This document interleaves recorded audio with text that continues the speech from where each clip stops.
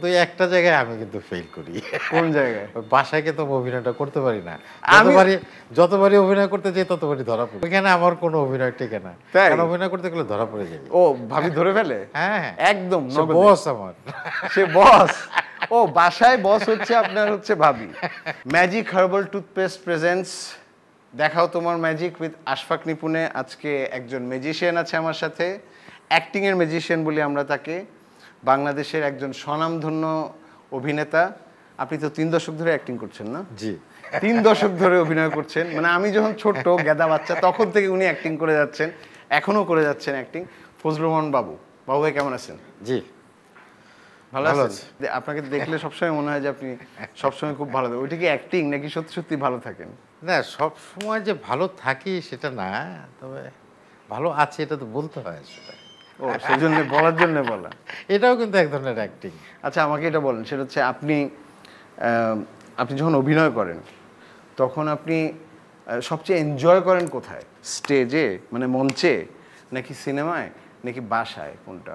মঞ্চ আমার খুব প্রিয় একটা জায়গা। মানে আমার শুরুটা তো মঞ্চে, হ্যাঁ এখনো মঞ্চে খুব মিস করি আর কি।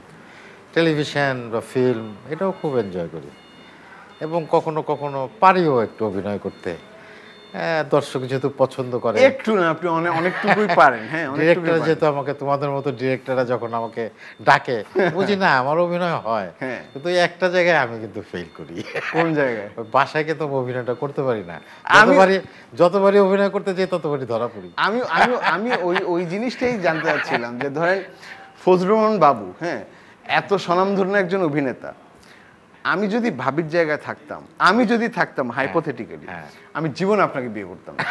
কারণ আপনার অভিনয় তো আমি ধরতেই পারতাম না যে আপনি কি অভিনয় করতেছেন, এখন বলতেছেন মন খারাপ বা পেট খারাপ বা কিছু একটা করতে, বা ইভেন আপনি রাগ দেখাচ্ছেন, এখন এটা কি আসলেই সত্যি সত্যি রাগ নাকি না? রাগ তো বোধহয় দেখাতে পারেন না মনে হয় না। আমি ওইখানে সবচেয়ে দুর্বল অভিনেতা। কোথায়? বাসায়? এবং এটা অসহায়। ওইখানে আমার কোনো অভিনয় টেকে না। কারণ অভিনয় করতে গেলে ধরা পড়ে যাই। ও ভাবি ধরে ফেলে? হ্যাঁ একদম বস আমার। সে বস। ও বাসায় বস হচ্ছে আপনার হচ্ছে ভাবি।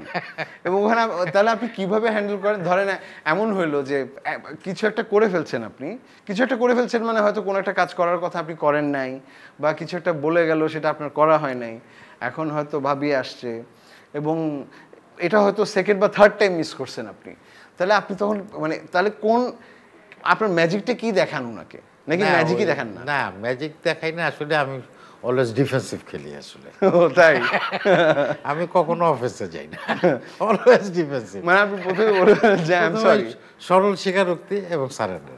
ও মানে ওখানে কোনো রকমের অভিনয় করতে যান না? না না, কোনো রকম অভিনয়। এটা নিশ্চয়ই আপনার অভিজ্ঞতা থেকে হয়েছে। শুরুর দিকে শিওর আপনি অভিনয় করতে গেছিলেন, তারপর বসের কাছে থেকে তো অভিনয় করতে গিয়ে ধরা পড়ার পরেই তো বুঝতে পারছি যে এটা মোটামুটি আমি বুদ্ধিমান মানুষ। আমি বুঝতে পারছি এখানে অভিনয় করে আমার লাভ নেই, এখানে ধরা পড়ে যাওয়াটাই ভালো। হ্যাঁ, এখানে সরল স্বীকারোক্তি করাই ভালো।